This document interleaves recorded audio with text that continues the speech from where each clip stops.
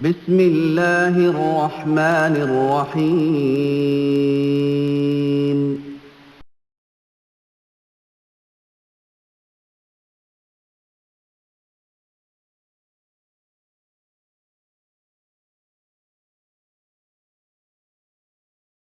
بھائیوں،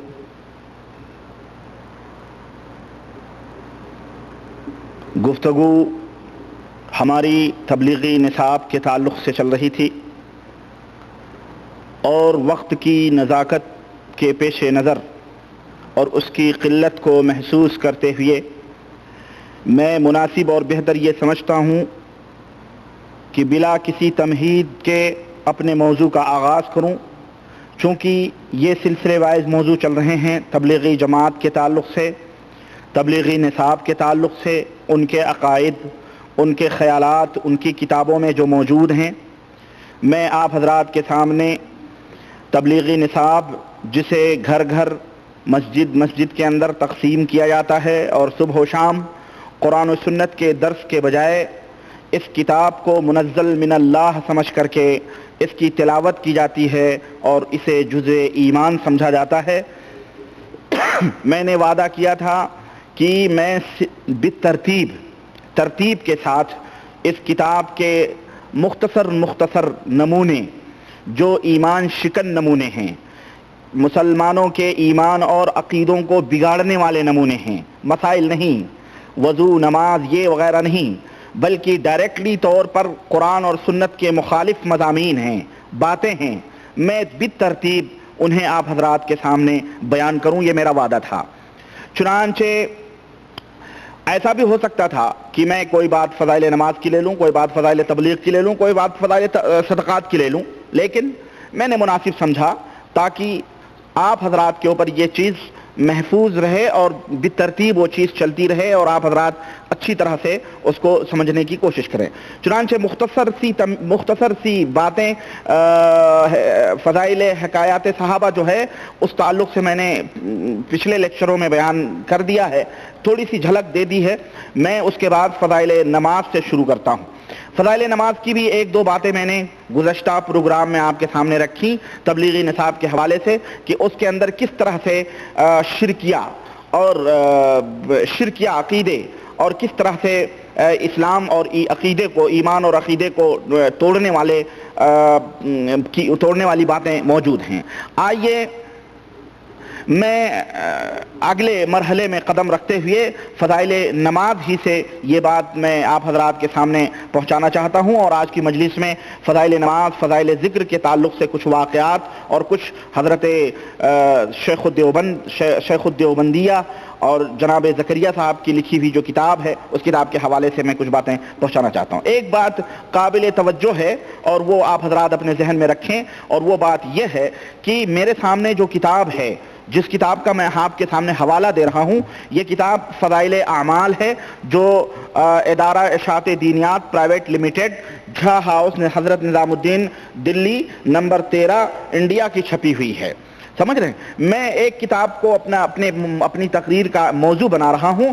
یہ کتاب چونکہ ہندو پاک کے اندر، بنگلہ دیش کے اندر مختلف پریسوں میں چھپی ہوئی ہے اور مختلف پریسوں والوں نے اس کو چھپوا کے تقسیم کیا ہے، ممکن ہے کہ صفحات دوسرے پریسوں کے حساب سے تھوڑے مختلف ہوں، اس لیے براہ کرم اگر کوئی صاحب کس کے پاس یہ نسخہ اس پریس کا چھپا ہوا نہ ہو اور یا وہ حوالہ کسی دوسرے پریس کے چھپے ہوئے کتاب میں دیکھنا چاہتے ہیں تو اس میں دیکھیں، آگے پیچھے ایک دو صفحہ ادھر سے ادھر ممکن ہے وہیں کہیں وہ باتیں مل سکتی ہیں۔ ایسا نہ ہو کہ ہم جس پریس کا حوالہ دے رہے ہیں جہاں سے یہ کتاب چھپی ہوئی ہے اور آپ پاکستانی مطبوعہ میں دیکھیں یا ہندوستان کے کسی اور پریس والے کے اس میں دیکھیں اور کہیں جناب علی یہ دیکھیں وہ ربانی جھوٹ بول رہا ہے، کیونکہ صفحہ انہوں نے یہ بدلایا اور صفحہ اس کتاب کے اندر کوئی اور ہے، ہرگز نہیں۔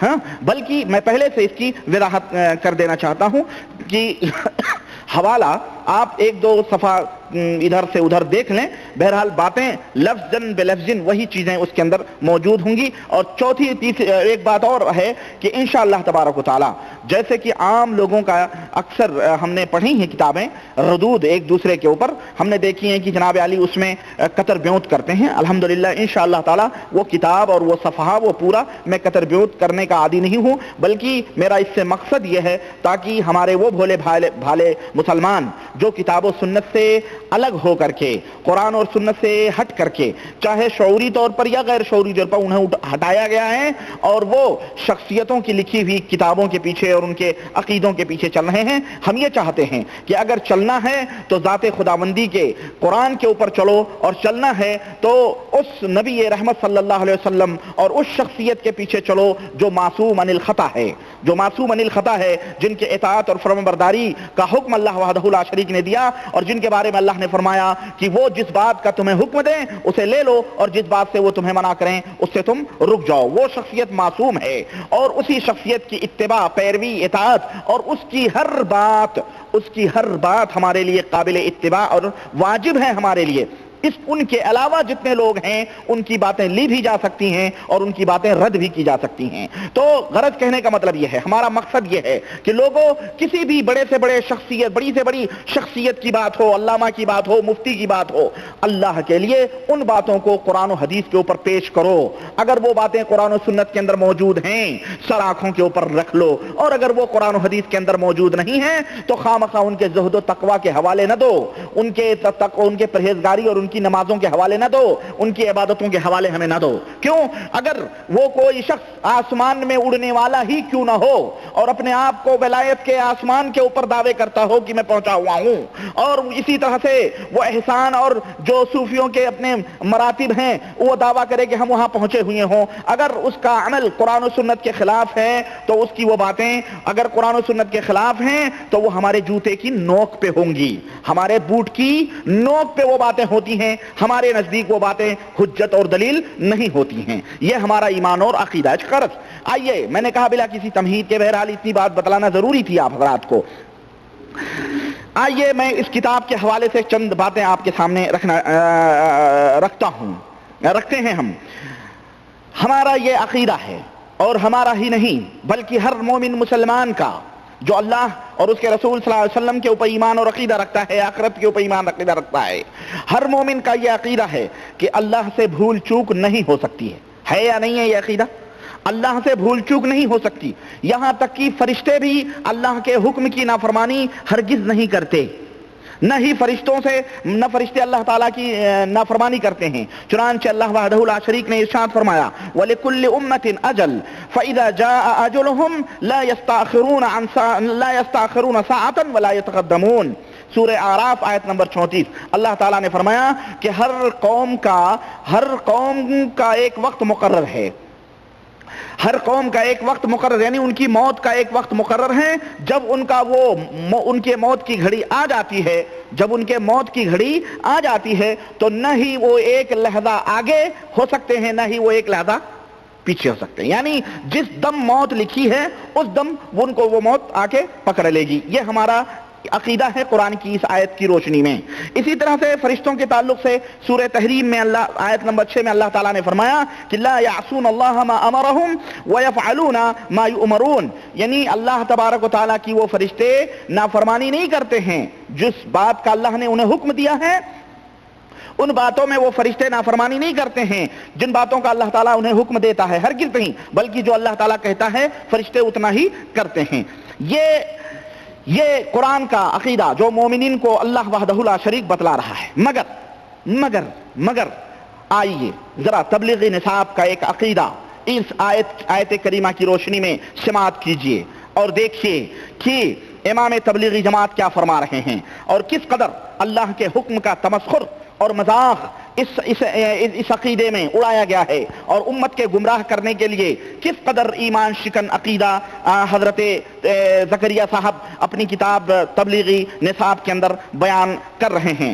چنانچہ یہ فضائل نماز ہے، اس فضائل نماز کے صفحہ 10 کے اوپر آپ اٹھا کر کے دیکھیں۔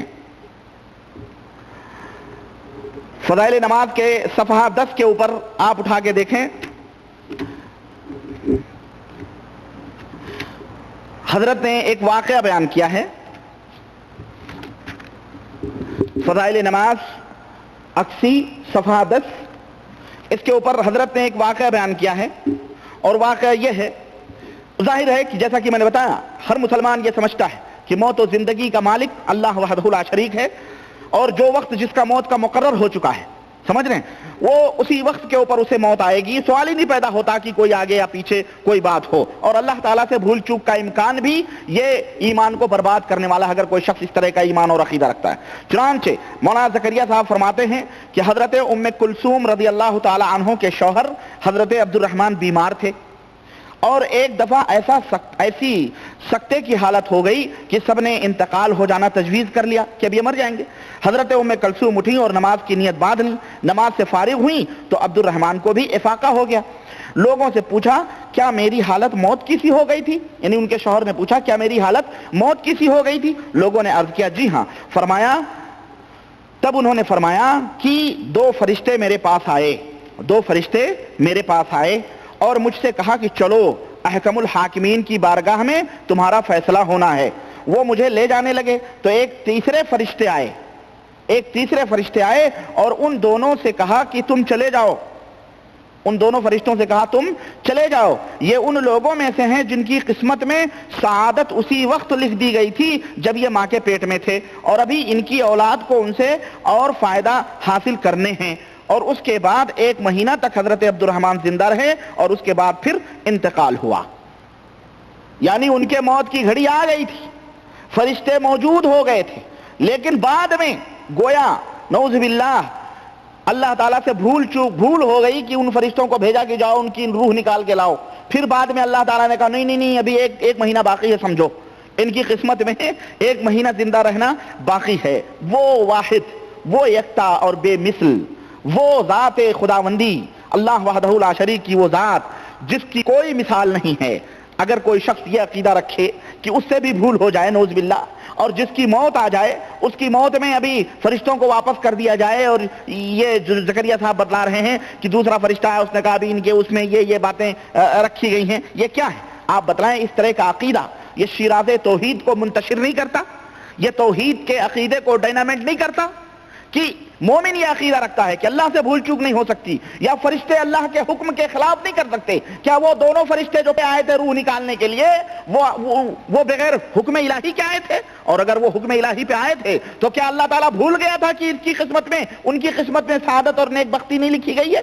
یہ جھوٹی باتیں، یہ جھوٹی روایتیں اپنی کتابوں میں لکھ کر کے نماز کی فضیلت بیان کر رہے ہیں. کس کی فضیلت بیان کر رہے ہیں؟ کہ 2 رکعت ان کی بیوی حضرت ام کلثوم رضی اللہ تعالیٰ عنہ نے 2 رکعت نماز پڑھی تو گویا ان کی موت ہی ٹل گئی. گویا ہے تبلیغی جماعت کے بھائیوں، اگر تمہیں کوئی بھی اس طرح کی مصیبت آئے تو 2 رکعت نماز پڑھ کر کے اس کی موت ٹال دو، اللہ بھی بھول سکتا ہے نعوذ باللہ. میں پوچھنا چاہتا ہوں حضرت زکریا صاحب جب موت و حیات کی کشمکش میں ہچکولے کھا رہے تھے، بھنور میں پکڑے ہوئے تھے، تو اس وقت سارے تبلیغی جماعت کو اللہ کی بارگاہ میں سجدہ کرنا چاہیے تھا. وہاں تو ایک تھی جو انہوں نے اللہ کی بارگاہ میں سجدہ کیا. اگر یہ مقبول بندے ہونے کا دعویٰ کرتے ہیں تو ان کو سب کو سجدہ کرے. زکریا صاحب کو بتا لینا چاہیے تھا کہ اللہ تعالیٰ ان کو قیامت تک کی مہلت دے دے. جس طرح ایک کو قیامت تک کی مہلت ملی ہے نا، انہیں بھی مہلت دے دے قیامت تک کے لیے. سمجھدار ہیں ماشاءاللہ، آپ لوگ سمجھ جاتے ہیں.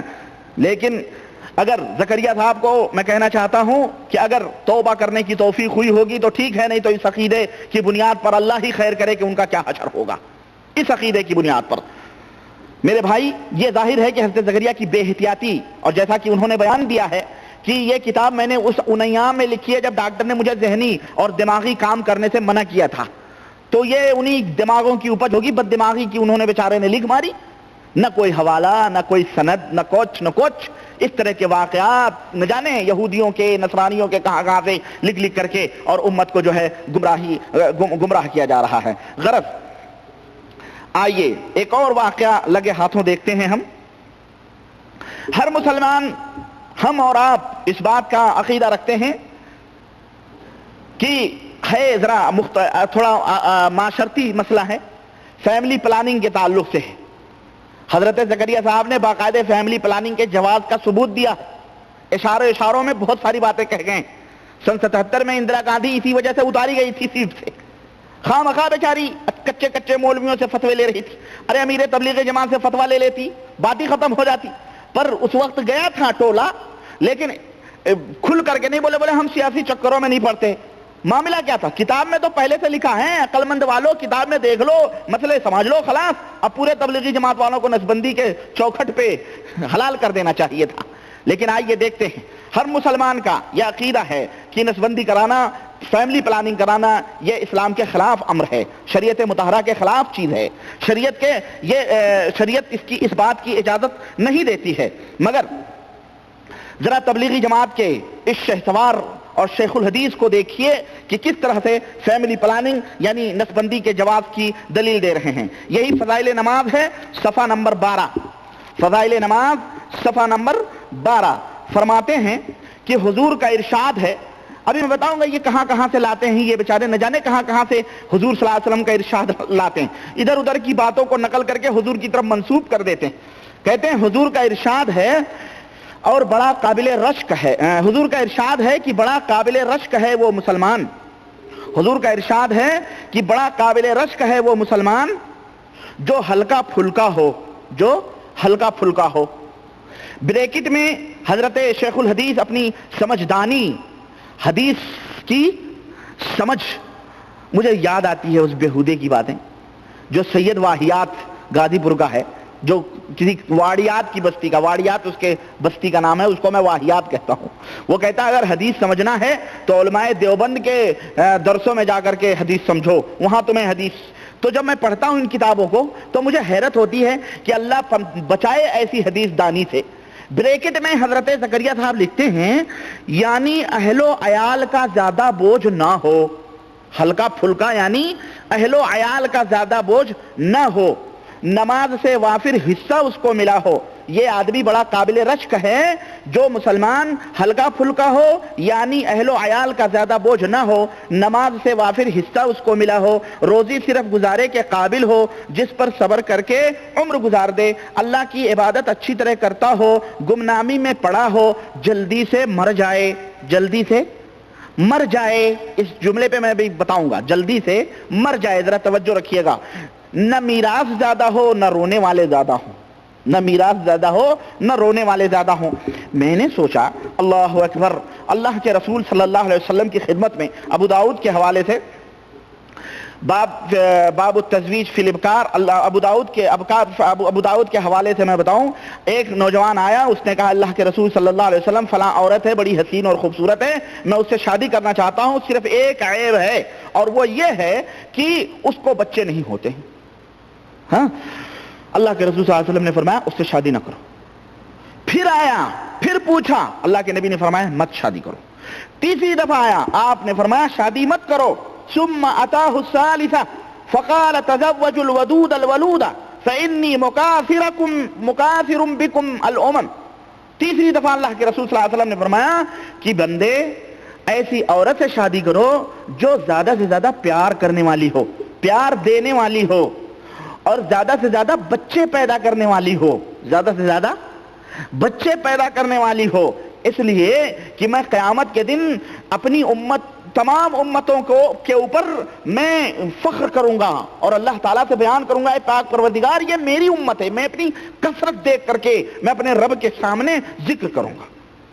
میں حیرت میں پڑ گیا، یہ حدیث ابو داؤد کی اور صحیح حدیث، اس میں کوئی شک نہیں ہے. اس حدیث کے ہوتے ہوئے زکریا صاحب کہہ رہے ہیں زیادہ رونے پیٹنے والے نہ ہوں، ہلکا پھلکا یعنی اہل و عیال کم ہو، بال بچے کم ہو. نبی تو فرمائیں اللہ کے اور اللہ کے رسول صلی اللہ علیہ وسلم کی باتوں میں ٹکراؤ. کوئی بد دماغ یہ کہہ سکتا ہے کہ جناب علی وہ بھی تو حدیث ذکر کر رہے ہیں، لیکن ایک بات بتاؤں، اس حدیث کی انہوں نے کوئی سند نہیں بیان کی ہے. یہ حدیث کہاں ہے؟ زکریا صاحب کے اپنے دماغ کی اپج ہے یا کوئی ضعیف یا موضوع روایت ہے؟ کہاں ہے یہ حدیث؟ اور میں بتاؤں زکریا صاحب کیا بتائیں گے؟ ہم جیسے ادنا طالب علم جو حدیث کے ہیں، جو ہم ہر حدیث کی تحقیق کرتے ہیں، ہم نے اس حدیث کو ڈھونڈا، ہم نے سوچا دل میں کہ ذرا تحقیق کر لوں. لکھنے والے نے ہو سکتا ہے الزام لگایا ہو زکریا صاحب کے اوپر کہ یہ حدیث نہیں ہے، لیکن میں نے ڈھونڈا اور دیکھا تو مجھے یہ حدیث مجھے یہ حدیث ان کتابوں میں ملی جن کتابوں کو محدثین نے ضعیف اور موضوع روایتوں سے بھرا ہوا ہے. یہ موضوع اور ضعیف روایتیں ہیں, اس طرح کی حدیث ہیں.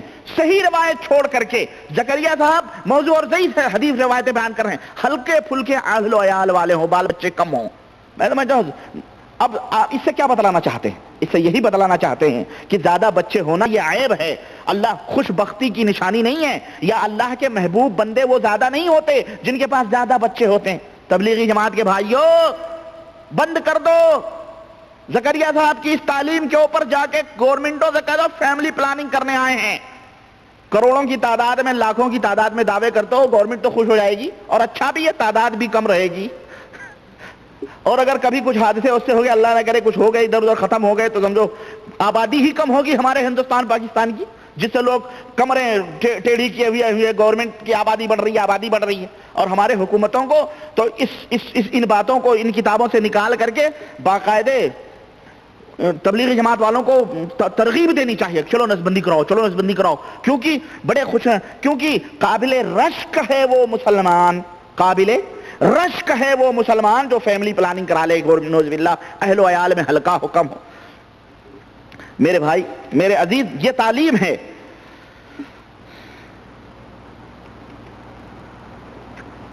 اور آگے روایت میں ہے جلدی سے مر جائے, نہ میراث زیادہ ہو نہ رونے والے زیادہ ہوں, نہ میراث زیادہ ہو نہ رونے والے زیادہ ہوں.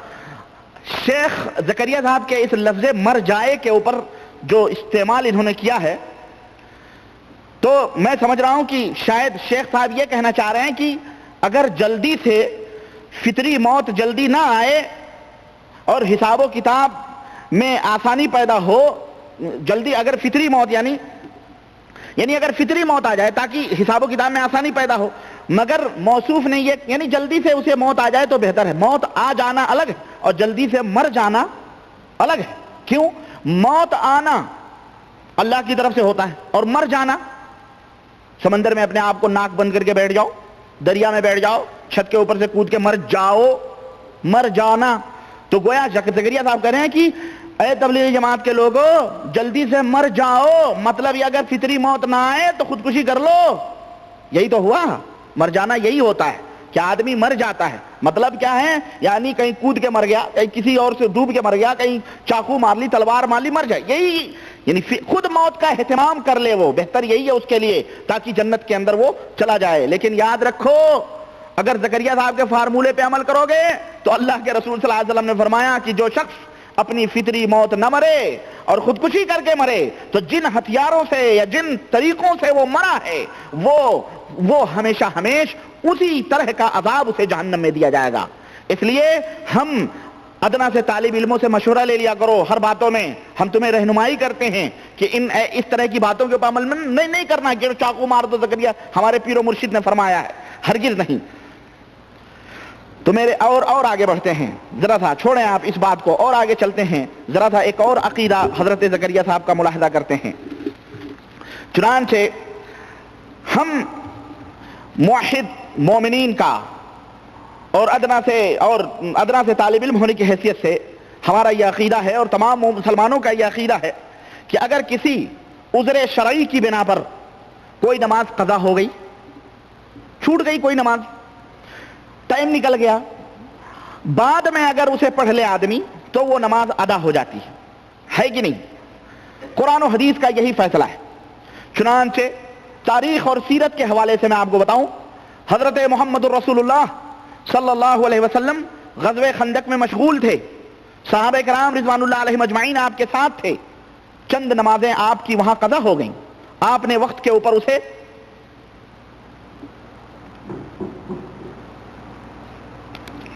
کون سی کتاب اور صفحہ نمبر بتانا اچھا ہوگا کہ ہلکا پھلکا واز ہو, ہلکا پھلکا پریوار ہو. ہاں, پریوار نیوجن ہمارے یہاں ہندوستان میں چلتا ہے, اور گاڑیوں پہ, بسوں پہ, ٹرکوں پہ اور اسٹیشنوں پہ لکھا بچے دو ہی اچھے ہے کہ نہیں؟ فیملی پلاننگ کرو, 2 بچے سکھی ہوتے ہیں, یہ ہوتے ہیں. تو یہ ہے فضائل نماز فضائل نماز اور صفحہ نمبر 12. فضائل نماز صفحہ نمبر 12. بہرحال غزوہ خندق میں پیغمبر اسلام جناب محمد الرسول اللہ صلی اللہ علیہ وسلم مشغول تھے اور سیرت اور تاریخ کے حوالے سے آپ صلی اللہ علیہ وسلم کی چند نمازیں وہاں قضا ہو گئیں جنہیں آپ صلی اللہ علیہ وسلم نے بعد میں ادا فرمائی. غزوہ خیبر سے واپس ہو رہے ہیں, ایک صحرا میں رکے اور حضرت بلال حبشی سے کہا کہ میں سو رہا ہوں اور سب صحابہ سو رہے ہیں, جب نماز کا وقت ہوگا فجر کا جگا دینا. وہ نگرانی میں تھے, اللہ کے رسول صلی اللہ علیہ وسلم سو گئے, حضرت بلال بھی سو گئے. دن نکل آیا, سورج چڑھ گیا اور سورج کی شعاؤں سے نبی کریم صلی اللہ علیہ وسلم کی نیند بیدار ہوئی. تو آپ صلی اللہ علیہ وسلم نے بلال کو جگایا اور کہا کہ کیا ہوا, تم کو ہم نے کہا تھا اس کام کے لیے اور تم سو گئے. انہوں نے کہا اللہ کے نبی, جس ذات نے آپ کے اوپر نیند طاری کر دی اسی ذات نے میرے اوپر بھی نیند طاری کر دی, میں بھی سو گیا. تو اس وقت اذان کہی گئی, صحابہ نے وضو کیا اور نماز پڑھی گئی. نماز قضا ہوئی کہ نہیں ہوئی؟ قضا. اگر کسی عذر شرعی کی بنا پر نماز قضا ہو جائے تو ہم مسلمانوں کا یہ عقیدہ ہے کہ وہ ادا کر لے, انشاءاللہ اس کی نماز ادا ہو جائے گی, اور یہی قرآن و حدیث کا فیصلہ ہے. مگر کے بعد موت ہے, مگر کے بعد عقل پہ رونا ہے, مگر کے بعد مگرمچھ ہے. آئیے میں آپ کو بتاؤں, خود ذرا تبلیغی نصاب اٹھائیے جنہیں قرآن و حدیث پھیلانے والی جماعت کہا جاتا ہے, اور بعض علاقوں میں اللہ والی جماعت کہا جاتا ہے, بعض علاقوں میں انہیں غیر شعوری طور پر مسلمانوں نے اللہ والی جماعت کہنا شروع کیا ہے. یہ کہتے ہیں دین کی پیاری پیاری باتیں ہم بتلانا چاہتے ہیں, جیسے ہی السلام علیکم ورحمۃ اللہ, السلام علیکم ورحمۃ اللہ, نماز میں اذان پھیرتا ہے امام ویسے ہی کھڑے جاتے ہیں. دین کی پیاری پیاری میٹھی میٹھی باتیں کرنے والی جماعت بیان کی جاتی ہے. ذرا وہ کتاب پڑھیے, دیکھیے زکریہ صاحب جو امیر ہیں اور سرخیل ہیں اس جماعت کے, اپنی کتاب کے اندر کیا لکھتے ہیں. فضائل نماز صفحہ نمبر 36 اٹھا کے دیکھیے. فضائل نماز صفحہ نمبر 36, اس کے اندر ایک روایت یہ ذکر کر رہے ہیں زکریہ صاحب کہ نبی کریم صلی اللہ علیہ وسلم سے نقل کیا گیا ہے کہ جو شخص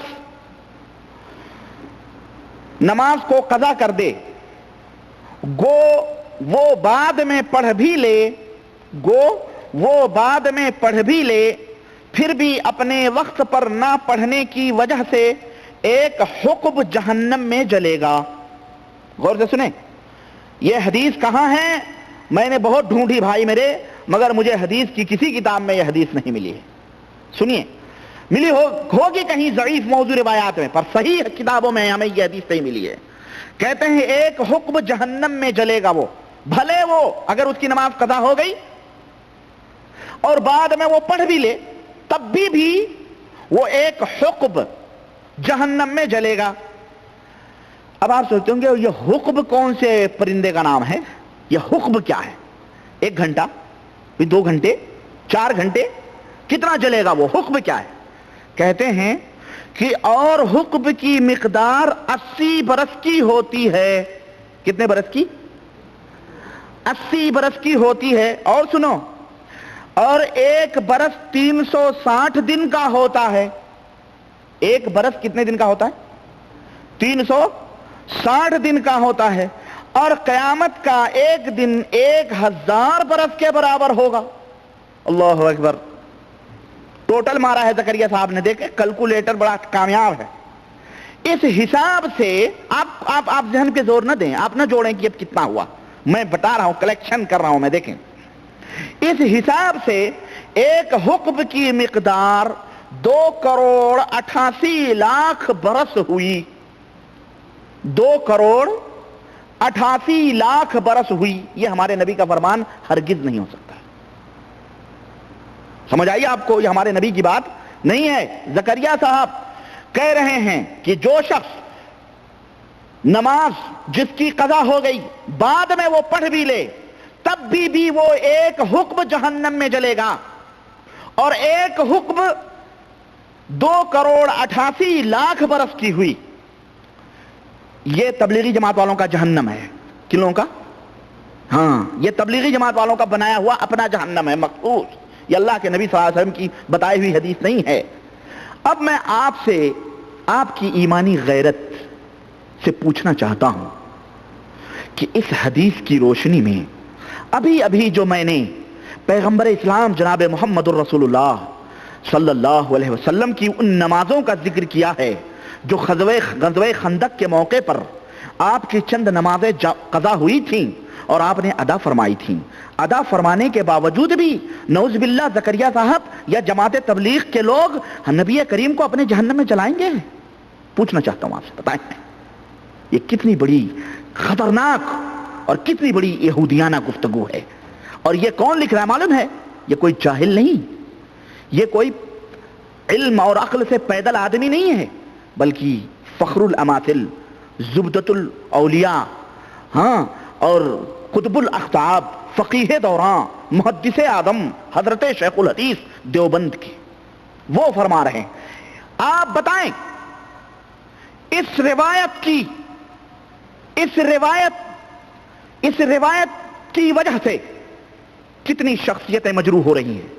خود پیغمبر اسلام جناب محمد الرسول اللہ صلی اللہ علیہ وسلم کی شخصیت مجروح ہو رہی، اتنی ہو رہی ہے. اس روایت کی روشنی میں حضرت بلال حبشی بھی نماز قضا ہوئی تھی، وہ بھی جہنم میں جائیں گے. ابو بکر بھی جہنم میں، عمر بھی جہنم میں، عثمان بھی جہنم میں، علی بھی جہنم میں، فاتح خیبر حضرت علی ابن ابی طالب بھی جہنم میں، طلحہ زبیر بھی جہنم میں. غرض جتنے صحابہ جہاد کے لیے گئے تھے، غزوہ خیبر کی واپسی میں رکے تھے اور ان کی نماز قضا ہوئی تھی اور انہوں نے ادا کیا تھا، زکریا صاحب انہیں جہنم میں پہنچا رہے ہیں کہ نہیں پہنچا رہے ہیں؟ اور میرا یہ عقیدہ ہے جو انہیں جہنمی سمجھے یا اشارے میں یا کسی بھی طرح سے جہنمی سمجھے، وہ خود جہنم میں جائے گا.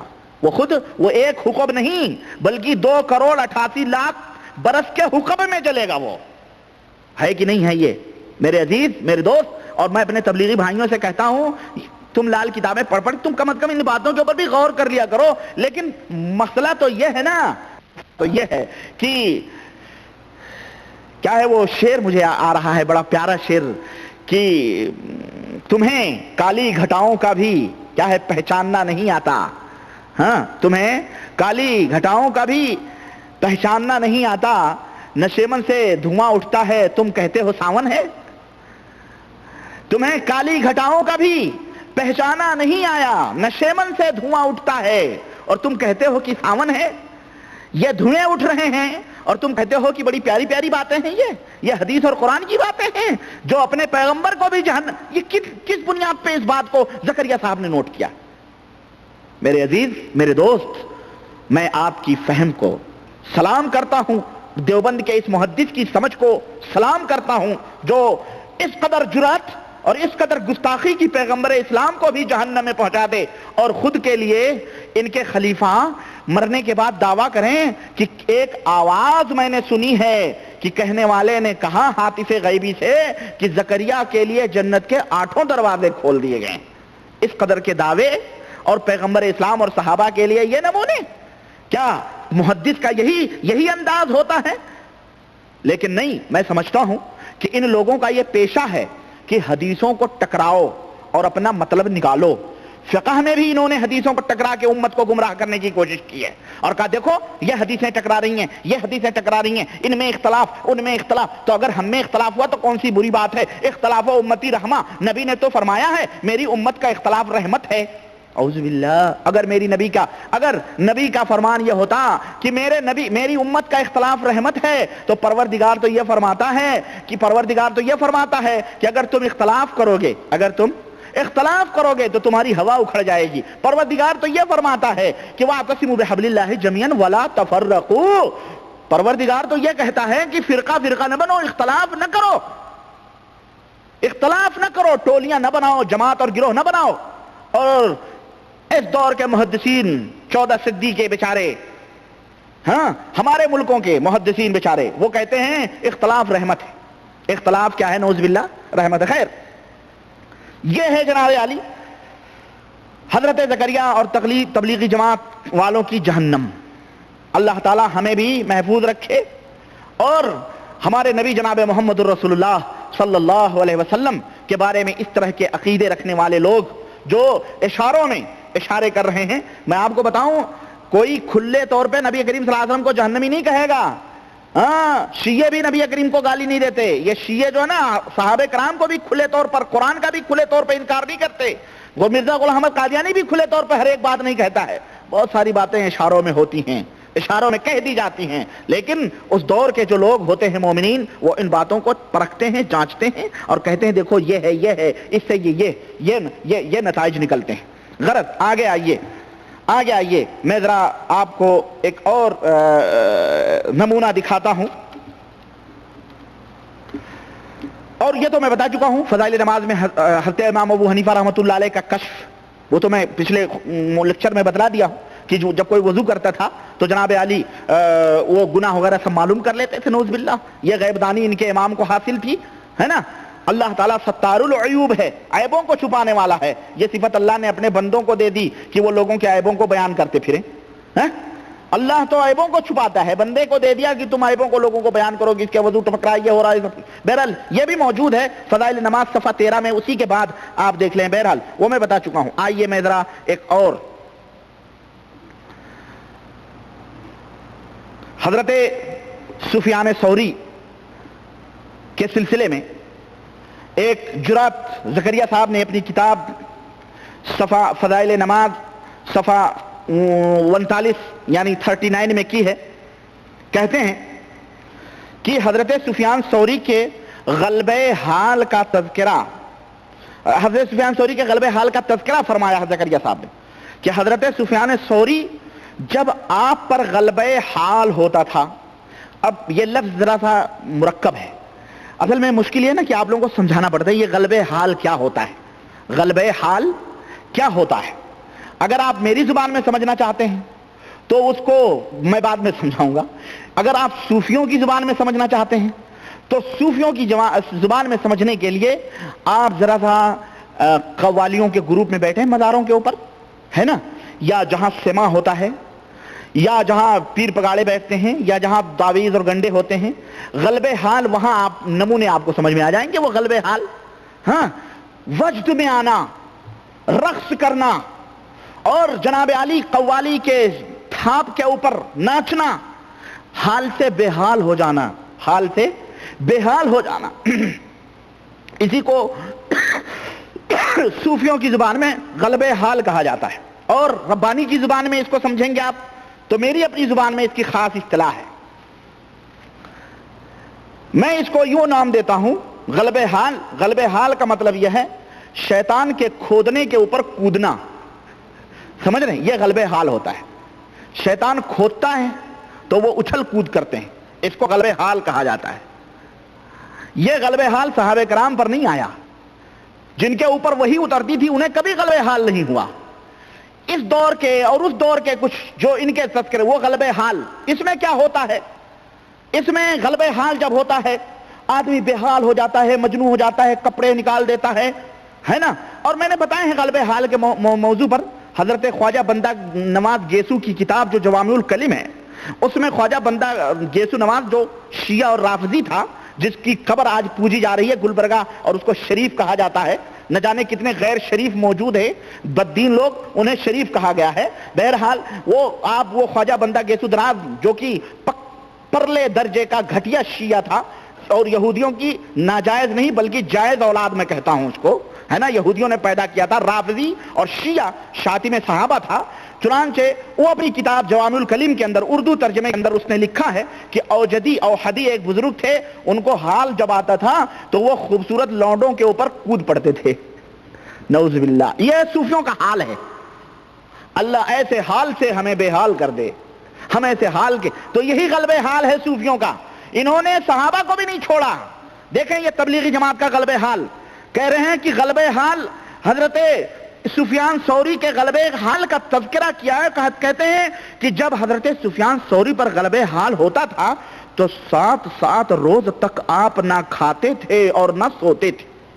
میں کہا نا شیطان وہ کھودتا ہے، تو نیند کہاں ہے، نہ نیند نینا، نہ آنکھ چینا، نہ نیند نینا، ہے نا، نہ خود ہی آئیں نہ بھیجیں پتیاں والا مسئلہ ہے یہ تو نہ کھاتے تھے اور نہ ہی سوتے تھے۔ اچھا کھاتے تھے ہی نہیں، نہ کھاتے تھے اور نہ سوتے تھے۔ اب میں پوچھنا چاہتا ہوں تبلیغی جماعت کے بھائیوں، یہ غلبہ حال شریعت کی کون سی اصطلاح ہے یہ بتلاؤ۔ تم کہتے ہو نا کہ میں دین کی تبلیغ کرنا ہے، دین دین دین دین دین، ہاں یہ کون سا دین ہے؟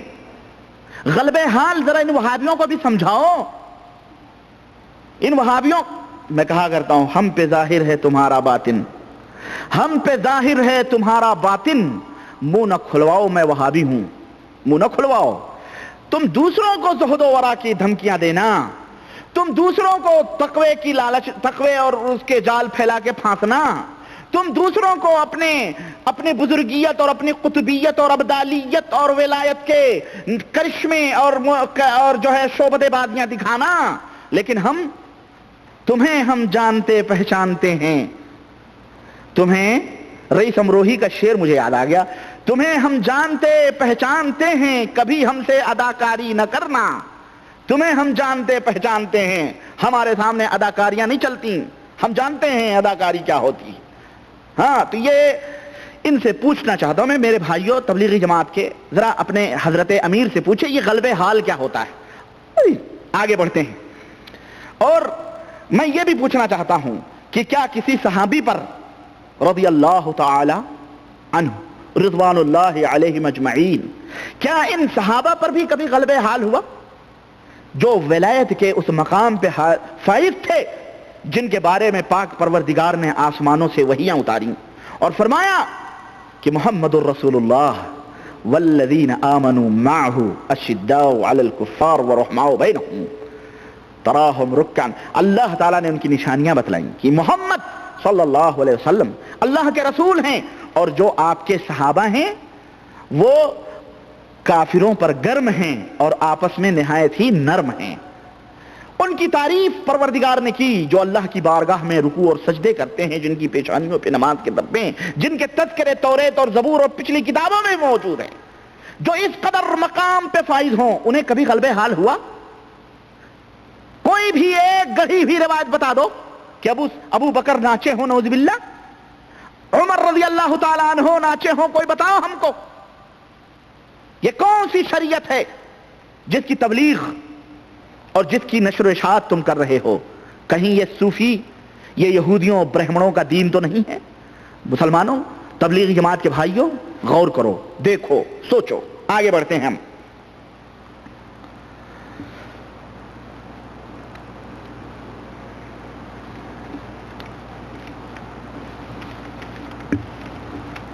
آئیے ذرا سا میں ایک کچھ اور واقعے آپ کو بتلاتا ہوں۔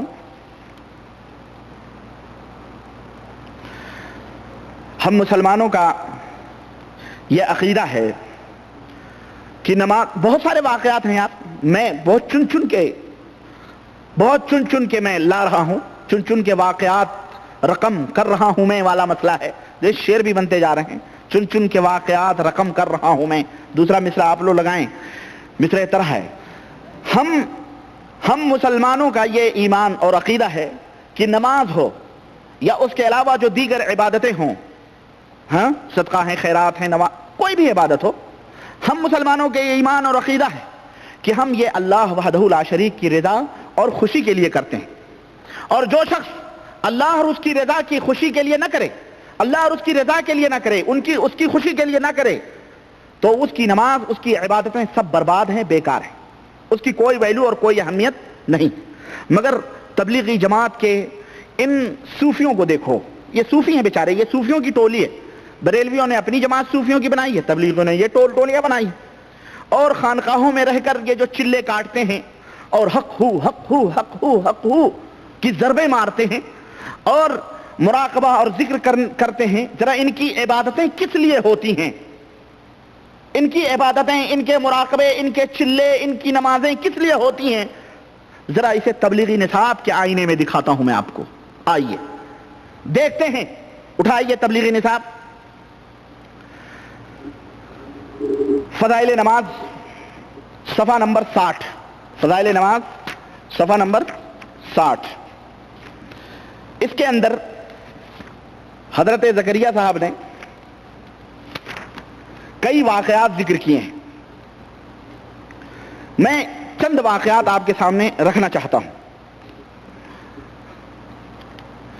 کہتے ہیں کہ شیخ عبد الواحد مشہور صوفیہ میں ہیں، فرماتے ہیں ایک روز نیند کا اتنا غلبہ ہوا کہ رات کو اوراد و وظائف بھی چھوٹ گئے، اب یہ اوراد و وظائف جو کیا ہیں یہ میں بعد میں بتاؤں گا، فضائل ذکر میں وہ چیز آ رہی ہے۔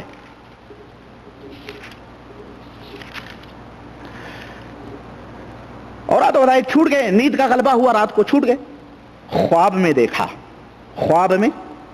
دیکھا کہ ایک نہایت ہی حسین خوبصورت، حسین پہ آپ سمجھ گئے ہوں گے کون سی چیز حسین ہو سکتی ہے، خوابوں میں بڑی حسین چیزیں آتی ہیں، ہے نہیں؟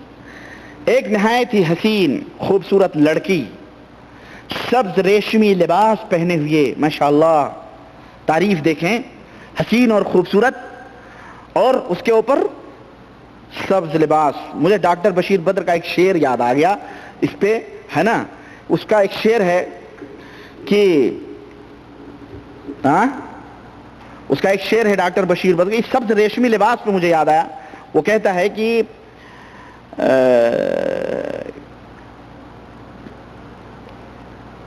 کیا ہے یاد نہیں آ رہا، چلیں بعد میں سمجھ رہے ہیں، وہ شعر ہے، ایک پھول، یہ پھول ہے نا، اور یہ ہرا بھی ماشاءاللہ، ہرے لال پیلے، ایک پھول دھوپ کی پتیوں میں ہرے ربن سے بندھا ہوا، ایک پھول دھوپ کی پتیوں میں ہرے ربن سے بندھا ہوا، وہ غزل کا لہجہ نیا نیا، نہ کہا ہوا نہ سنا ہوا۔ سمجھ رہے ہیں؟ بہرحال آپ لوگ شاعری کے موڈ میں نہ آئیں، لیکن ایسی حسین باتیں اور حسین تذکرے ہوں تو ذرا شاعری باتیں آ جاتی ہیں۔ بہرحال کہتے ہیں کہ ایک نہایت حسین خوبصورت لڑکی سبز ریشمی لباس پہنے ہوئے، جس کے پاؤں کی جوتیاں تک تسبیح میں مشغول ہیں، جس کے پاؤں کی جوتیاں تک تسبیح میں مشغول ہیں، کہتی ہے، حضرت ابو عبدالواحد سے کہتی ہے کہ میری طلب میں کوشش کر، میری طلب میں یعنی مجھے ڈھونڈنے میں کوشش کر، میں تیری تلاش ہوں، میں تیری طلب ہوں، میں تیری میں تیرا مقصد ہوں۔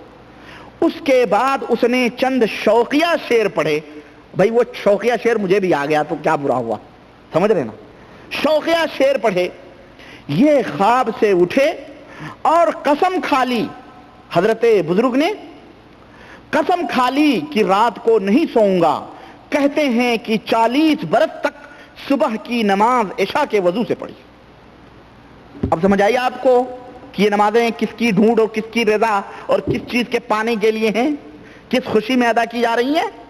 زکریا صاحب تبلیغ جماعت کے لوگوں کو یہی نسخے بتا رہے ہیں کہ تم بھی ایسا کرو گے، تمہیں بھی وہ حسین لڑکی، تو یہ جو نماز تسبیح جو گن رہے نا، یہ وہی ہے، حسین لڑکی سبز ریشمی لباس میں آئے، سبز ریشمی لباس میں آئے، یہی گنتے ہوں گے، یہی مقصد ہے، یہی بتلا رہے ہیں۔ اور سنیں ایک واقعہ اور، لگے ہاتھوں دیکھیں،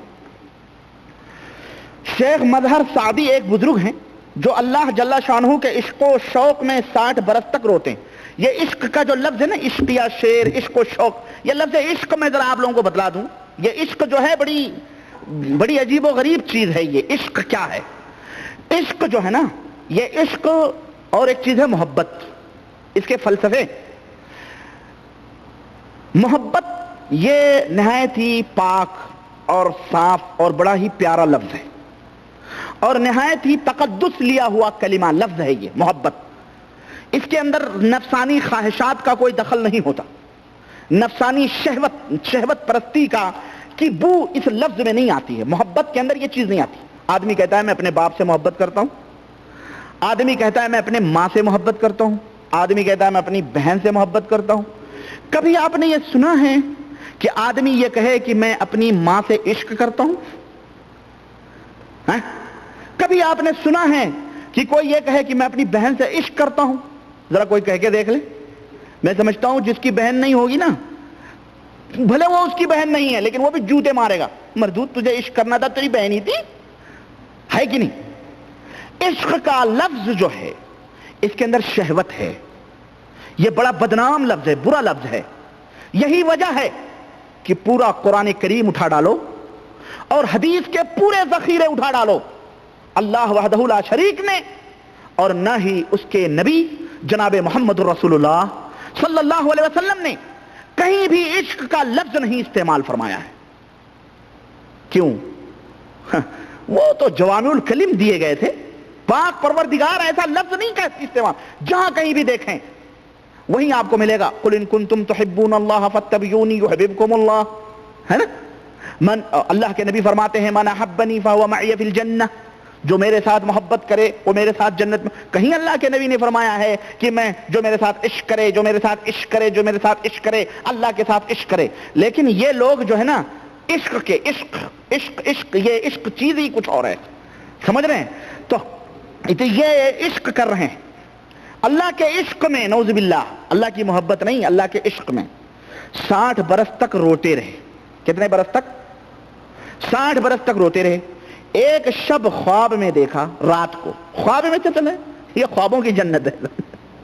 اللہ بچائے ہمیں حقیقی جنت عطا فرمائے, خوابوں کی جنت سے اللہ محفوظ رکھے. دیکھیں آپ, خواب میں دیکھا گویا ایک نہر ہے جس میں خالص مشک بھرا ہوا ہے, اس کے کناروں پر موتیوں کے درخت سونے کی شاخوں والے لہلہا رہے ہیں, اور وہاں چند نو عمر لڑکیاں, نو عمر یعنی نئی عمر کی لڑکیاں, نوخیز کلیاں, پھول نہیں, نوخیز نئی عمر کی لڑکیاں پکار پکار کر اللہ کی تسبیح میں مشغول ہیں. انہوں نے پوچھا تم کون ہو؟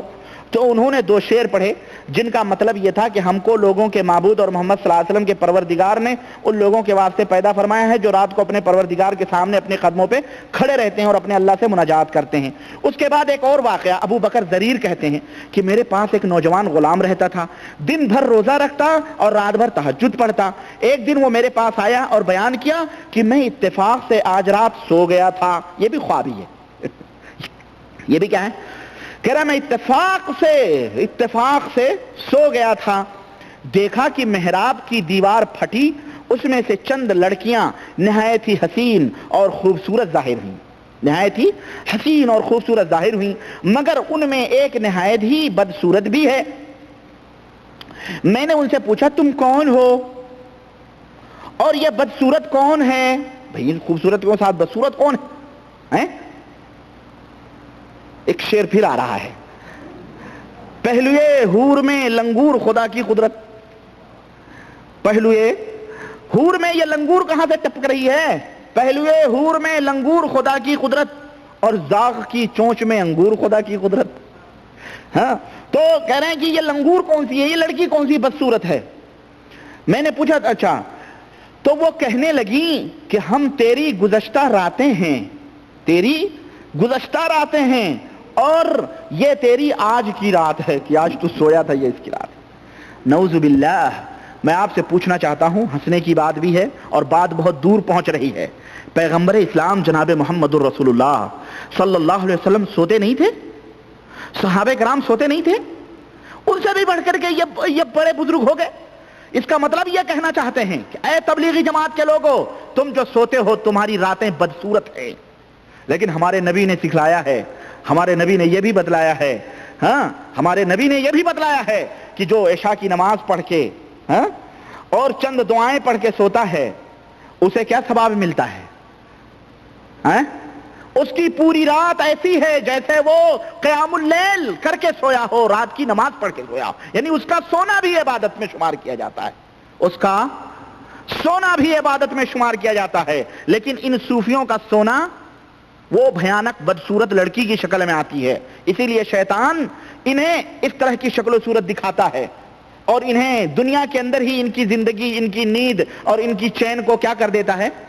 برباد کر دیتا ہے. انہیں مجنون, پاگل, وہ شیطانی فطرت ہے. اللہ اور اس کے رسول شریعت مطہرہ کی یہ تعلیم نہیں ہے. پیغمبر اسلام جناب محمد رسول اللہ صلی اللہ علیہ وسلم کے پاس ایک ان کی ایک صحابی آئیں اور انہوں نے کہا, ان سے انہوں نے نبی کریم صلی اللہ علیہ وسلم سے اپنے شوہر کی شکایت کی. بہرحال چھوڑیں, واقعہ ہے. انہوں نے شکایت کی کہ میرے شوہر جو ہے رات بھر نماز پڑھتے ہیں اور دن بھر روزہ رکھتے ہیں, اللہ کے نبی صلی اللہ علیہ وسلم, اور جب میں کچھ کہتی ہوں تو مجھے مارتے ہیں, ہے نا. رات بھر نماز پڑھتے ہیں اور دن بھر روزے رکھتے ہیں. تو اللہ کے نبی صلی اللہ علیہ وسلم نے کہا کہ بھئی بلاؤ ان کو بلایا گیا. تو آپ نے فرمایا کہ کیا بھائی ایسا کرتے ہو؟ انہوں نے کہا اللہ کے رسول صلی اللہ علیہ وسلم سے. انہوں نے کہا میرے شوہر مجھے بہت مارتے ہیں, نماز پڑھتی ہوں میں. اس عورت نے کہا میں نماز پڑھتی ہوں تو مارتے ہیں, روزہ رکھتی ہوں تو مارتے ہیں, جب دیکھو مارتے ہیں. میں نماز پڑھتی ہوں مجھے نماز پہ مارتے ہیں، اور جو ہے کیا کہتے ہیں روزہ رکھتی ہوں تو مجھے روزے پہ مارتے ہیں۔ تو اللہ کے نبی نے فرمایا کہ ٹھیک ہے، اس صحابی کو بلاؤ، بھائی کیوں اپنی بیوی کو مارتا ہے؟ وہ آئے حاضر ہوئے، انہوں نے کہا کیوں بھائی اپنی بیوی کو کیوں مارتے ہو؟ نماز پڑھتی ہے تو اور روزہ رکھتی ہے تو؟ انہوں نے کہا اللہ کے نبی میں کبھی نہیں مارتا ہوں۔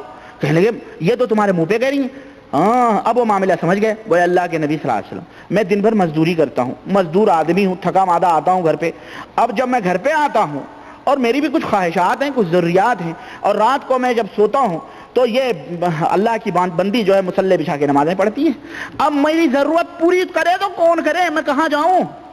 تو میں بلاتا ہوں تو یہ نماز نہیں چھوڑتی ہے، اس لیے میں اس کو مارتا ہوں، نماز مت پڑھ۔ میں نے اس کو کبھی فرض نماز کے اوپر نہیں مارا ہے، یہ نوافل جو ادا کرتی ہے ہمارا حق چھوڑ کے، میں اس کے اوپر اس کو پیٹتا ہوں، اور دن میں بھی کبھی مجھے ضرورت پڑتی ہے، اور جب میں اس کو بلاتا ہوں کہتی میں روزے سے میں نے روزے رکھے ہوئے ہیں، میرا روزہ ہے، تب مارتا ہوں۔ یہ اب میں کہاں جاؤں؟ مجھے ضرورت ہے، مجھے خواہش ہے اپنی بیوی سے، میں کہاں جاؤں؟ اس لیے میں مارتا ہوں۔ تب اللہ کے نبی صلی اللہ علیہ وسلم نے اس عورت سے کہا دیکھو آئندہ نفلی روزے رکھنے ہوں یا نفلی نمازیں پڑھنی ہوں اپنے شوہر سے اجازت لے کے رکھو، اگر تم نفلی روزے رکھی بھی ہو اور تمہارا شوہر تمہیں بلائے تو تم اپنے روزے توڑ کے اس کی طلب کو پوری کرو۔ نماز پڑھ رہی ہو نفلی، تمہارا شوہر بلائے، نماز چھوڑ کے آ کے اپنے شوہر سے ملو تم، سمجھ رہے ہیں؟ تو ہمارے نبی ایک صحابی آئے، انہوں نے کہا رات بھر میں سوؤں گا ہی نہیں، اور وہ 3 صحابہ کا واقعہ، ایک نے کہا میں کبھی شادی نہیں کروں گا، ایک نے کہا میں رات بھر سوؤں گا ہی نہیں، اب تو میں نمازیں پڑھوں گا۔ تو اللہ کے نبی صلی اللہ علیہ وسلم نے کیا فرمایا تھا؟ ہاں اللہ کے نبی صلی اللہ علیہ وسلم نے فرمایا رات میں سوتا بھی ہوں، میں جاگتا بھی ہوں، میں اللہ کی عبادت بھی کرتا ہوں، میں کھاتا بھی ہوں، میں پیتا بھی ہوں، میں اپنے بیوی سے ہم بستری بھی کرتا ہوں، اور میں دنیا کے کام بھی کرتا ہوں، سب کچھ کرتا ہوں۔ وَمَن رَغِبَ عَن سُنَّتِي فَلَيْسَ مِنِّي، یہ میری سنت ہے، اور جو میری سنت سے اعراض کرے گا وہ مجھ سے۔ ایسے لوگ اللہ کے نبی میں سے نہیں ہیں جو راتوں کو دنوں کو بھی سوتے نہیں۔ آپ کی تمہاری آنکھوں کا بھی حق ہے، تمہارے بیوی بچوں کا بھی حق ہے، سب کا حق ہے، ان حقوق کو ادا کرو، یہ ہے اصل سنت، اور یہ ہے نبی کریم صلی اللہ علیہ وسلم۔ اللہ کے نبی صلی اللہ علیہ وسلم نے فرمایا کہ اس لیے کہ تم مجھ سے زیادہ اللہ سے ڈرنے والے نہیں ہو، نہیں مجھ سے زیادہ اللہ سے محبت کرنے والے ہو، میں سب سے زیادہ اللہ سے محبت رکھتا ہوں، میں سب سے زیادہ اللہ کے عذاب سے ڈرتا ہوں، اس کے باوجود بھی میں اپنے بیوی سے ہم بستری بھی کرتا ہوں، سوتا بھی ہوں، جاگتا ہوں بھی، روزہ بھی رکھتا ہوں، نہیں بھی روزہ رکھتا ہوں۔ مائی عائشہ کیا فرماتی ہیں؟ آپ جب کبھی روزے رکھتے تو رکھتے ہی رہتے، ہم سمجھتے اب افطاری نہیں کریں گے، اب توڑیں گے نہیں، اور جب آپ روزہ نہیں رکھتے تو ایسا لگتا کہ کبھی روزہ ہی نہیں رکھیں گے۔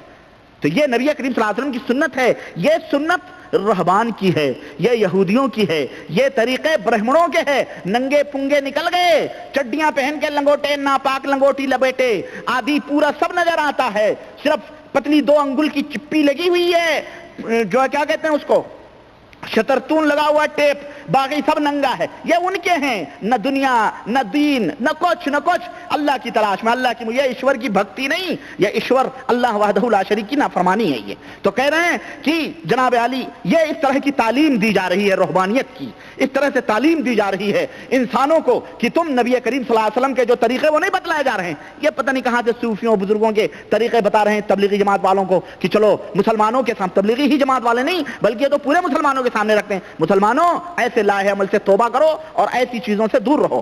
آئیے دیکھیں، اور یہ کہہ رہے ہیں، ایک بزرگ کہتے ہیں کہ مجھے ایک رات ایسی گہری نیند آئی کہ آنکھ ہی نہ کھل سکی، میں نے خواب میں دیکھا، پھر ہی خواب ہے، یہ دیکھیں خواب ہی خواب ہے، خواب میں دیکھا ایک ایسی نہایت حسین لڑکی ہے کہ اس جیسی میں نے عمر بھر نہیں دیکھی، اس میں سے ایسی تیز خوشبو مہک رہی تھی کہ میں نے ویسی خوشبو بھی کبھی نہیں سونگھی۔ اس نے مجھے ایک کاغذ کا پرچہ دیا جس میں 3 شعر لکھے ہوئے تھے، ان کا مطلب یہ تھا کہ تو نیند کی لذت میں مشغول ہو کر جنت کے بالا خانوں سے غافل ہو گیا۔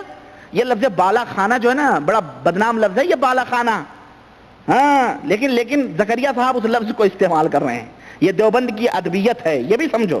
بالا خانہ ہمارے ہاں کس کو کہتے ہیں؟ بڑے بڑے امیر عمرہ بالا خانوں پہ جاتے ہیں، بھائی کس کو کہتے ہیں؟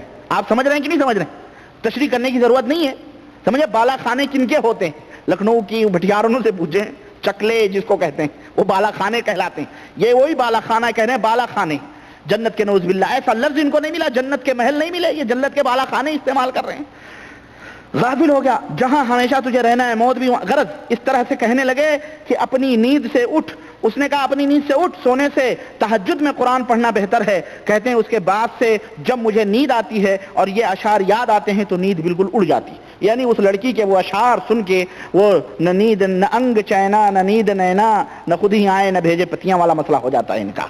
ہاں تو یہ بزرگوں کے واقعات ہیں جس میں اس طرح کی دعوت دی گئی ہے۔ آئیے لگے ہاتھوں ایک اور واقعہ میں آپ حضرات کے سامنے ذکر کروں۔ یہی زکریا صاحب ہیں، لکھتے ہیں اپنی کتاب کے اندر، اور اللہ کی لعنت ہو جھوٹوں کے اوپر، الا لعنت اللہ علی الکاذبین، اللہ لعنت بھیجے جھوٹوں کے اوپر۔ لکھتے ہیں ایک سید صاحب کا واقعہ لکھا ہوا ہے صفحہ نمبر 64، صفحہ نمبر 64 لکھتے ہیں کہ ایک سید تبلیغی نصاب فضائل نماز صفحہ نمبر 64 کبھی بولو ربانی اپنی طرف سے چھوڑ رہا ہے، نعوذ باللہ، ہمیں ایسی ادب کی باتیں نہیں بول سکتے بھائی، ہے نا۔ ایک سید صاحب کا قصہ لکھا ہے، کہاں لکھا ہے کچھ پتہ لتا نہیں ہے، نہ کوئی سر ہے نہ کوئی پیر ہے، لکھا ہے کہیں لکھا ہوگا کہ 12 دن تک، 12 غور سے سنو اور میرے تبلیغی بھائیو ذرا تم بھی آزماؤ، یہ سارے 5-6 لاکھ 8 لاکھ 10 لاکھ جو 20 لاکھ کے اجتماع کرتے ہو اور خواہ مخواہ لوگوں کے ٹینک پانی استعمال کرتے ہو، بدبو پھیلاتے ہو، پیخانے بنواتے ہو، ہاں سب کچھ وہاں پہ خواہ مخواہ پیسے خرچ ہوتے ہیں، اور یہ تبلیغی جماعت کی مدد کرنے والی جو گورنمنٹیں ہیں، چاہے برٹش گورنمنٹ ہو یا انڈیا یا پاکستان، دنیا کی گورنمنٹیں ان کی مدد کرتی ہے نا۔ یہ جو کہتے ہیں ہمیں اللہ دیتا،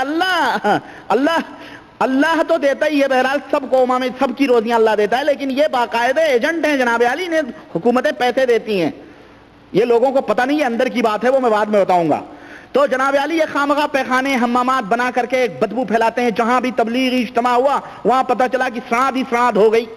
خامخواہ یہ فارمولہ اپناؤ جو زکریا صاحب بتا رہے ہیں، سارے تبلیغی جماعت کے بھائیوں اپناؤ، یہ نصیحت ہے، اور اللہ نہ کرے تمہیں کبھی توفیق ہو یہ فارمولہ اپنانے کی، ہم تمہاری برائی نہیں چاہتے، ہم تمہاری صحت اور تندرستی چاہتے ہیں، جسمانی صحت بھی چاہتے ہیں، تندرستی، اور تمہارے ایمان کی بھی اصلاح چاہتے ہیں، وما توفیق الا باللہ۔ ایک سید صاحب کا قصہ لکھا ہے کہ 12 دن تک، کتنے دن تک؟ 12 دن تک ایک ہی وضو سے ساری نمازیں پڑھیں، ایک ہی وضو سے ساری نمازیں پڑھیں، اور 15 برس مسلسل لیٹنے کی نوبت نہیں آئی۔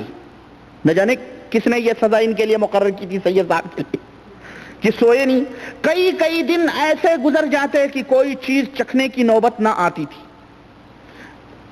12 دن تک ساری نمازیں ایک ہی وضو سے ادا کریں۔ یہ کون تھا؟ یہ سید لکھ کر کے آل رسول کی طرف نسبت کی گئی ہے، تاکہ جو لوگ آل رسول سے محبت رکھتے ہیں وہ اس بات کے اندر شک بھی نہ کریں، ہو سکتا بھائی آل رسول ہیں لیکن کوئی آل رسول ایسا نہیں پیدا ہوا ہے، یہ سید نہیں رہا ہوگا، یہ جن رہا ہوگا، کوئی شیطان رہا ہوگا، انسان ایسا نہیں ہو سکتا ہے، انسان کی فطرت یہ نہیں ہے، یہ فطرت کے خلاف بات ہے، ہرگز نہیں، نہ ایسی کوئی دلیل سید المرسلین جناب محمد رسول اللہ صلی اللہ علیہ وسلم کی ملتی ہے، اور نہ ہی ایسی کوئی دلیل صحابہ کرام رضوان اللہ علیہم سے ملتی ہے، نہ ہی ائمہ سے ملتی ہے، نہ تابعین میں ملتی ہے، نہ تبع تابعین میں ملتی ہے، ہمارے سلف میں تو نہیں ملتی۔ یہ صوفیوں کا کوئی شیطان رہا ہوگا، کوئی صنم رہا ہوگا جس نے ڈانٹیں لگا لی ہوں گی اور ایک ہی وضو سے پوری 12 دن کی نمازیں پڑھی ہوں گی، نعوذ باللہ۔ اللہ کے نبی تو فرماتے ہیں وضو تازے کر لیا کرو، اللہ کے نبی فرمائے جس کے دروازے کے اوپر نہر بہ رہی ہو اگر وہ 5 وقت اس کے اندر غسل کرے تو کیا بتاؤ اس کے حل یبقى من جسمہ درن، کیا اس کے جسم کے اوپر کوئی میل رہے گی؟ صحابہ نے کہا نہیں، کہا یہی مثال ہے نماز پڑھنے والے کی کہ وہ جب وضو کرتا ہے اللہ اس کے گناہوں کو دھل دیتا ہے۔ اور یہ کہہ رہے ہیں 12 دن تک یہ معصوم تھے، کون تھا یہ سب جناتی کہانیاں ہیں، یہ کرشمے ہیں جناتوں کے جو حضرت تبلیغی جماعت امیر صاحب اپنی جماعت اور مسلمانوں کے سامنے رکھنا چاہتے ہیں۔ مسلمانوں ایسے لوگوں کی جالوں میں نہ آنا، یہ فطرت کے خلاف ہے۔ کبھی تم بھی آپریشن کرا کے کہو چلو ہم اس فارمولے پہ عمل کریں، مر جاؤ گے، پیٹ پھول جائے گا، ختم ہو جاؤ گے، ایک دن نہیں برداشت کر سکتے ہو، تم 12 دن کی بات کر رہے ہو۔ چلیں اسی طرح سے یہ دیکھیں حضرت زکریا صاحب نے ایک جگہ اور لکھا ہوا ہے، یہ اسی فضائل نماز صفحہ نمبر 63 کے اندر ایک ابو عبداللہ جلا کا ایک واقعہ لکھا ہے۔ ان کی اماں نے مچھلی اچھلی لینے بھیجا، بہرحال ایک مزدور کو لائے مچھلی اچھلی، مزدور کو پکڑ کر کے وہ مزدور چلا گیا، بہرحال آخر میں لکھتے ہیں اس کو کہا کہ بھئی کھانا وانا کھا کے جانا، کہا ٹھیک ہے دیکھیں گے۔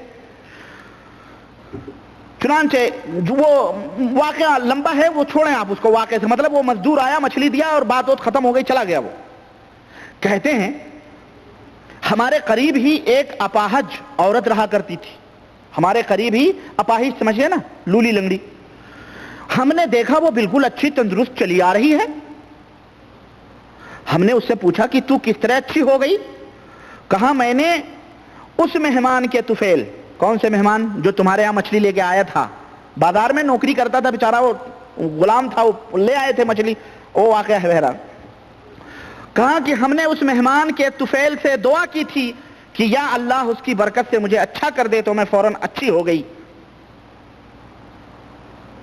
تو کہتی ہیں، کہنے لگے حضرت اس کے بعد جب ہم اس کے تخلیے کی جگہ اس کو دیکھنے گئے تو دیکھا دروازے بند ہیں اور اس مزدور کا کہیں پتہ نہیں ہے، یعنی وہ مزدور بھاگ گیا کہیں چھوڑ. دروازے گھر دیا تھا بھائی وہاں تخلیے میں رہنے کے لیے اس کو، یہاں عبادت کر. کہتے ہیں جب ہم نے یہ سنا تو دوڑ دوڑ کر کے گئے، دیکھے بھائی موجود ہے مزدور، تو ہم بھی تبرک حاصل کریں. اتنے بڑے بزرگ حضرت ابو عبداللہ جلا جن کا واقعہ ذکر کیا، وہ ولی ہو کے ولی کو نہ پہچان سکے، اور وہ پڑوسن عورت جان گئی کتنا بڑا ولی آیا ہے اس کے گھر میں، نعوذ باللہ. ہیں گرو رہ گئے، چیلا شکر ہو گئے. وہ ولی نہیں پہچان سکے کہ یہ ولی ہے، وہ عورت پڑوسن پہچان لے گی. نمبر 1. نمبر 2، واقعہ بتلا رہے ہیں کیا؟ اے لوگو، اولیاء کے واسطوں سے، طفیل سے، صدقات سے، وسیلے سے تمہاری دعائیں قبول ہوتی ہیں. تم اپاہج ہو، تم فلاں ہو، تو قطب دورہ ہم ہیں، ولایت کے مقام پہ ہم فاضل ہیں، فائز ہیں. حضرت مولانا اشرف علی صاحب تھانوی ہیں، مولانا رشید احمد گنگوہی ہیں جن کی اتباع پر نجات موقوف ہے، مولانا امداد اللہ مہاجر مکی اعلیٰ حضرت ہیں، وہ حاجی مولانا محمد حسین صاحب مدنی ہیں، مولانا خلیل احمد سہان پوری ہیں، مولانا شبیر احمد عثمانی ہیں، اور اس دور کے امیر جماعت ہیں. یہ ولی اللہ ہیں، ان کے وسیلے سے دعائیں مانگتے رہو تمہاری نجات. یہ سکھانا چاہتے ہیں. یہ اگر یہ عقیدے بزرگ یہ بریلوی رکھے تو بریلوی رکھے تو وہ کافر ہے. تو کہیں گے مرے ہوئے تھے. ارے جناب تم مرے کیا، تم سڑے ہوئے لوگوں سے بھی مانگتے ہو. وہ میں بتاؤں گا ابھی نہیں، میں چونکہ ترتیب سے چل رہا ہوں. نماز ہے نا، نماز میں ابھی ہوں، ابھی ذکر کا تو باقی ہی ہے. تو اس طرح سے یہ عقیدے کے خلاف جو قرآن و سنت کا عقیدہ ہے اس کے خلاف یہ تعلیم دی جا رہی ہے. آئیے میں اب نماز کے تعلق سے میں اپنی بات سمیٹ کر کے ختم کرنا چاہتا ہوں، کیونکہ وقت زیادہ ہو رہا ہے اور آپ لوگ بھی ذرا بھی کچھ اٹھک بیٹھک نہیں کر رہے ہیں تاکہ ہمیں بھی اندازہ لگے کہ جناب عالی ٹائم ختم ہو رہا ہے. بہرحال پھر بھی آئیے میں آپ کو بتاؤں، یہی تبلیغی صفحہ 80 کے اوپر، صفحہ نماز ہی کے اوپر صفحہ 64 آپ دیکھیں. میں نے 64 کے اوپر بتلا دیا آپ کو مچھلی کا واقعہ، میں نے آپ کو بتلایا. اور جناب علی یہ دیکھیں اب صفحہ 65 کے اوپر آئیں، اسی فضائل نماز کے صفحہ 65 کے اوپر کہتے ہیں حضرت امام احمد بن حنبل جو فقہ کے، حضرت امام احمد بن حنبل رحمت اللہ علیہ ریحے بنا ہوا ہے. ریحے میں اس لیے بتا رہا ہوں، امام شافعی کے اوپر بھی ریحے بنا ہوا ہے، امام مالک کے اوپر بھی ریحے بنا ہوا، لیکن جہاں امام ابو حنیفہ رحمۃ اللہ علیہ کے ذکر آیا نا وہاں امام اعظم ابو حنیفہ، امام اعظم رضی اللہ تعالیٰ عنہ لکھا گیا ہے. یہ فرقہ واریت کی دلیل نہیں ہے. کیا ہے؟ کہتے ہو تبلیغی جماعت دین اسلام کی تبلیغ کر رہی ہے، دین اسلام کی نہیں، دیوبندی فقہ حنفی کی بھی تبلیغ نہیں. کیوں؟ آج جتنے بھی اپنے آپ کو ہمارے ملکوں میں حنفی کہنے والے لوگ ہیں یہ پکے درجے کے جھوٹے ہیں. یہ کوئی حنفی نہیں، نہ امام ابو حنیفہ کے عقیدے پہ نہ امام ابو حنیفہ کے مسلک کے اوپر ہیں. یہ جھوٹی نسبت ہے. امام ابو حنیفہ رحمۃ اللہ علیہ کو بدنام کرنے کی ایک سازش رچی گئی ہے. ہمارے ملک کے لوگ جو حنفی کہتے ہیں وہ حنفی نہیں ہیں. امام اعظم کا یہ مذہب نہیں تھا جو آج کل کے ہمارے ملکوں کے حنفی مانتے ہیں. بہرحال کہتے ہیں کہ جو فقہ کے مشہور امام ہیں دن بھر مسائل میں مشغول رہنے کے باوجود دن میں 300 رکعت نفل پڑھتے تھے. اللہ اکبر، جھوٹ کی تو حد ہو گئی. حضرت شیخ الحدیث ہیں، کچھ کہتے ہوئے نہیں بن پڑ رہا ہے. ہیں شیخ دیوبند ہیں، کیا کہہ سکتے ہیں، دیو عامر عثمانی نے کہا تھا کسی زمانے میں، تجلی دیوبند کے ایڈیٹر ہیں، انہوں نے کہا تھا دیوبند کی تشریح کی تھی، کیا دغا کی دال ہے یاجوج کی ہے یہ اس میں. دیوبند کی شعر بنایا تھا عامر عثمانی، بہت بڑے رائٹر ہیں بھائی، دیوبندی وہ بھی تھے، دیوبند ہی کے تھے، لیکن ہمیشہ دیوبندیوں کے اینٹی لکھا، انہوں نے مخالف لکھا. تجلی مشہور ہے ان کا پرچہ نکلتا تھا. کہتے ہیں دغا کی دال ہے یاجوج کی ہے یہ اس میں، وفا فروشی کی ہے واؤ تو بدی کی بے اس میں.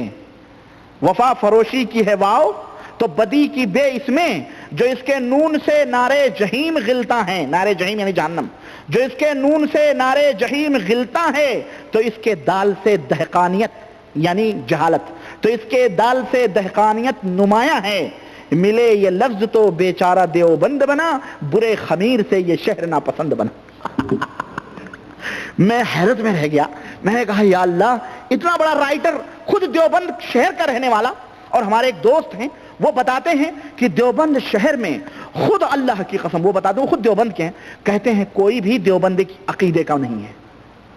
ہم نے کہا چراغ تلے اندھیرا، پوری دنیا میں دیوبند پھیلائی جا رہی ہے۔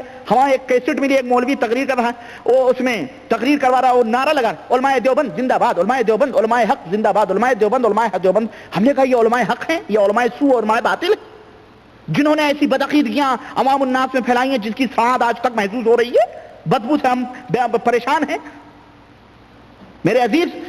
تو کہنے کا مطلب یہ ہے کہ یہ جو یہ جھوٹے لوگ ہیں، یہ حنفی نہیں ہیں، یہ جھوٹے فقہ، جنہوں نے جھوٹی فقہ تیار کی، اور امام ابو حنیفہ رحمۃ اللہ علیہ جو اتنے بڑے ولی اور پرہیزگار تھے ان کی طرف انہوں نے منسوب کی، وہ کتاب و سنت کے عامل تھے، یہ کتاب و سنت کے عامل لوگ نہیں ہیں۔ بہرحال وہ ایک موضوع ہے جس کو میں اس وقت نہیں چھیڑنا چاہتا۔ احمد بن کہتے ہیں کہ 300 رکعت نماز پڑھ، حضرت سعید بن جبیر ایک رکعت میں، دیکھو یہ سعید بن جبیر کہتے ہیں، حضرت سعید بن جبیر کوئی بزرگ ہیں، ایک رکعت میں پورا قرآن شریف ختم کر دیتے تھے۔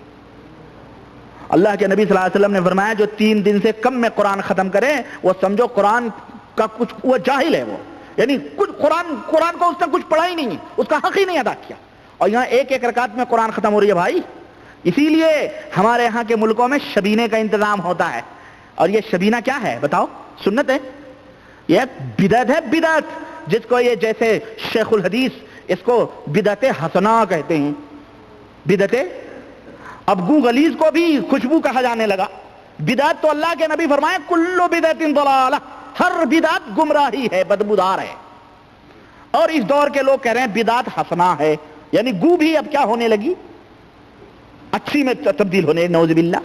بربادی ہے یہ امت کے لیے، لوگوں آنکھیں کھولو، اپنی سمجھ رکھو۔ یہ دیکھو کہہ رہے ہیں حضرت ابو سنان کہتے ہیں قبر میں نماز ہو رہی ہے، قبر میں کیا ہو رہی ہے؟ ابھی تک آپ نے سنا تھا حضرت موسیٰ علیہ السلام، نبی صلی اللہ علیہ وسلم جب معراج میں گئے تو کہتے ہیں ہم گزرے تو دیکھا حضرت موسیٰ نماز پڑھ رہے تھے، وہ ایک معجزہ تھا، ہے نا، اور پھر وہاں بیت المقدس میں بھی موجود تھے، پھر آسمان پہ بھی موجود تھے۔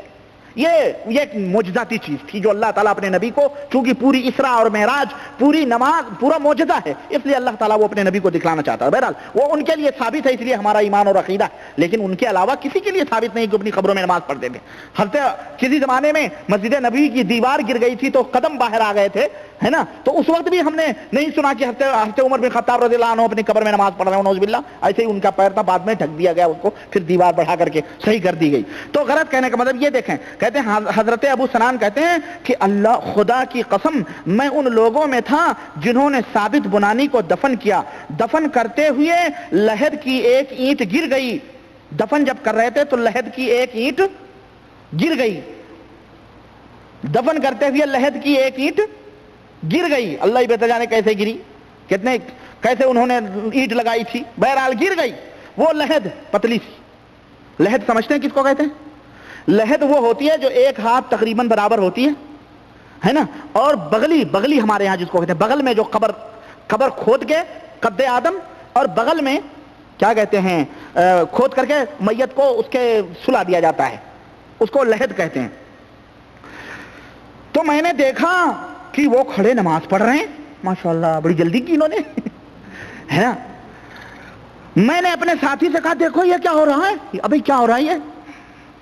اس نے مجھے کہا چپ ہو جاؤ۔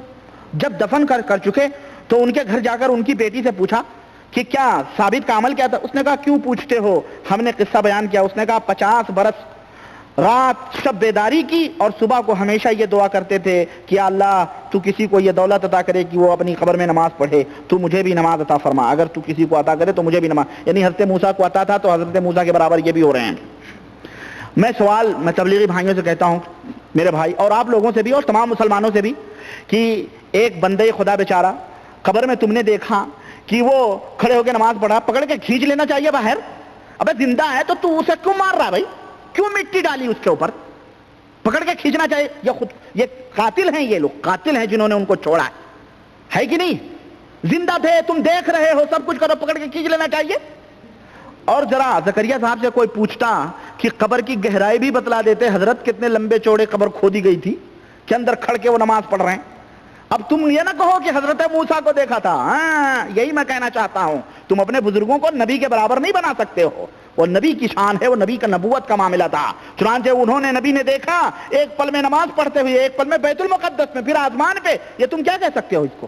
یہ معجزہ ہے. اللہ تعالیٰ اپنے نبی کو لنریہ من آیاتنا, اللہ نے ہم اپنی نشانیاں دکھلانے کے لیے ان کو کروایا تھا. بہرحال حضرت ابو یوسف کے بارے میں کہتے ہیں کہ حضرت ابو یوسف جو تھے, چنانچہ کہتے ہیں کہ امام ابو یوسف علمی مشاغل کے باوجود, جو سب کو معلوم ہے کہ علمی مشاغل کے علاوہ جو فقہ حنفی کے امام ابو حنیفہ کے ایک شاگرد ہیں, کہتے ہیں کہ وہ قاضی القضات ہونے کی وجہ سے قضا کے مشاغل علیحدہ